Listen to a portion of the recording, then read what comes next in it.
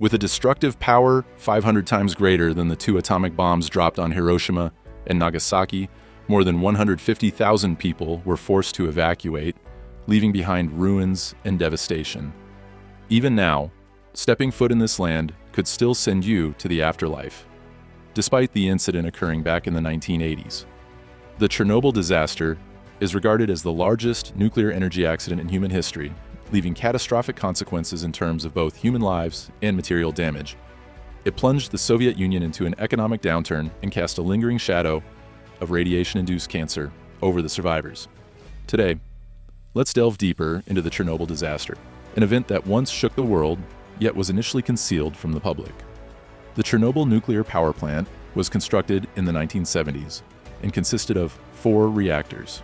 Reactor number 1 began operation in 1977, followed by reactor number 2 in 1978, reactor number 3 in 1981, and finally, reactor number 4 in 1983. Additionally, 2 more reactors were under construction, with each generating approximately 1,000 megawatts of electricity. The catastrophe officially struck on the night of April 25th, leading into the early hours of Saturday, April 26, 1986. Soviet engineers conducted a turbine test on reactor number 4 just before shutting it down for maintenance. During the test, they made a critical mistake by disabling the emergency core cooling system and other important safety devices. A series of subsequent errors led to the buildup of steam, causing the reactor to overheat. On that fateful night, at exactly 1:23 a.m., 2 to 3 powerful explosions sent flames soaring into the air, blowing off the steel and concrete lid of the reactor, while a massive fireball erupted into the sky. The deafening explosion claimed 31 lives instantly. Perhaps the most horrifying aspect of the Chernobyl disaster was the complete absence of a containment system. In other words, because there was no protective reactor housing, 190 tons of radioactive dust were entirely released into the atmosphere. The impact of the explosion was estimated to be 500 times greater than the atomic bombs dropped on Hiroshima and Nagasaki during World War II. Before such a terrible disaster, and the risks reaching red alert levels, on April 26th, the residents in the area were not warned about the dangers, nor were there any recommendations for measures to mitigate the impact of radiation pollution. In fact, after the explosion occurred, the citizens should have been informed first, and there should have been timely actions such as organizing evacuations. Yet the Soviet government took no action at all. Was this a deliberate attempt to suppress the truth? Soviet authorities made every effort to conceal information from their citizens and did not warn neighboring countries. Meanwhile, approximately 2,000 emergency responders braved the risk of radiation exposure to dump sand, lead, and boron into the reactor's core and clean up the debris in the days following the accident to contain further radioactive emissions. They also cut down and buried hundreds of hectares of pine forests, leveled entire villages, and even killed abandoned livestock for fear that they might wander off and spread contamination. At this time, life in Pripyat, a city just 2 kilometers from the reactor, home to the plant's workers and their families, remained eerily normal after the explosion. People went about their Saturday morning as usual, enjoying the unseasonably warm weather. That dark weekend even saw 16 joyous weddings take place. In Kiev, 110 kilometers away, crowds eagerly awaited the International Workers' Day parade, entirely unaware of the immense radiation descending upon them. For 10 days after the explosion, Chernobyl continued spewing radiation, severely contaminating surrounding regions. It is worth mentioning that it wasn't until 36 hours after the disaster that local authorities began evacuating over 115,000 people within a 30-kilometer radius of the danger zone. On April 28th, all attempts to suppress the truth collapsed when Swedish air monitors detected unusually high radiation levels in the atmosphere, originating from the Soviet Union side. At the same time, a nuclear power plant in Sweden, located thousands of kilometers from Chernobyl, recorded radiation levels so high that its alarm system went off repeatedly. Nuclear engineer Cliff Robinson later recalled that the radiation readings were so extreme that he initially believed a nuclear war had broken out. Sweden immediately issued a level 1 radiation alert. This time, even the most oblivious citizens began to suspect something when black rain poured from darkened skies. This was precisely what Belarus residents witnessed as the disaster unfolded. They were exposed to radiation levels 20 to 30 times higher than normal.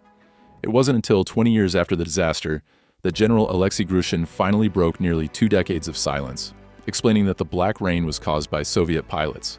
They flew over Chernobyl and Belarus, releasing silver compounds into the clouds, forcing them to rain heavily. They did this to protect Moscow and satellite cities like Voronezh and Nizhny Novgorod. While pilots fought against a sky filled with radioactive particles, 3 volunteer divers effectively signed their death warrants by plunging into a flooded chamber beneath the reactor to prevent further explosions. Shortly after returning, they exhibited severe radiation poisoning symptoms and passed away soon after. Under pressure from international organizations, Soviet authorities finally admitted that an accident had occurred at the Chernobyl nuclear power plant, killing 2 workers. However, they claimed that the situation was under control. It wasn't until May 6th that authorities mobilized resources to clean up the site and construct a protective structure over Chernobyl. They used helicopters to drop thousands of tons of sand, clay, lead, and other substances to extinguish the fire and prevent nuclear leakage. Below ground, workers are digging a tunnel to reach the core of reactor number 4 to pump nitrogen for cooling inside. The Chernobyl disaster unfolded like a nightmare for residents near the plant in such neighboring countries as Turkey, Moldova, Lithuania, Finland, Norway, and Sweden. Beyond that, the world's largest nuclear explosion rendered vast lands uninhabitable for the next 150 years.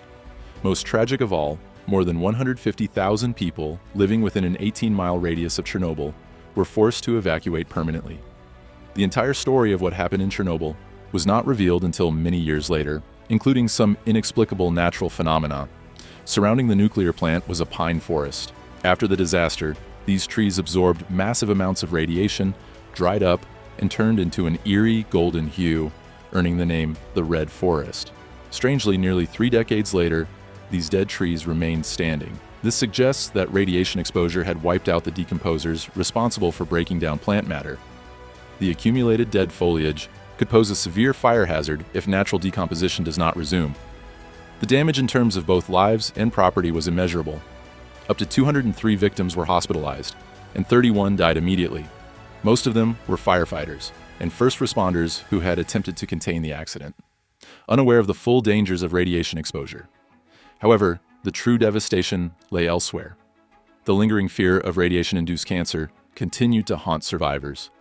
By 2004, it had been reported that at least 1,800 children aged 0 to 14 at the time of the accident had developed thyroid cancer, an alarmingly high number. Beyond human impact, in 2009, Norwegian agricultural authorities monitored 18,000 livestock for radiation contamination. In Germany, over 1,000 out of 440,350 wild boars hunted in 2010 were found to be severely irradiated. Most scientists today believe the disaster was caused by plant engineers on duty that day failing to follow safety protocols, compounded by design flaws in the reactor. However, a test engineer named Brekhanov admitted that his team had made mistakes, while also claiming that official investigations were manipulated to absolve the Soviet nuclear industry. Despite the disaster, the Chernobyl nuclear power plant continued generating electricity for 14 more years after the catastrophe, only shutting down in 2000 under immense international pressure. The Chernobyl explosion remains the worst nuclear disaster in human history, leaving devastating consequences for both the Soviet Union and the world. What are your thoughts on this disaster? Let me know in the comments below. And now, goodbye and see you in the next video.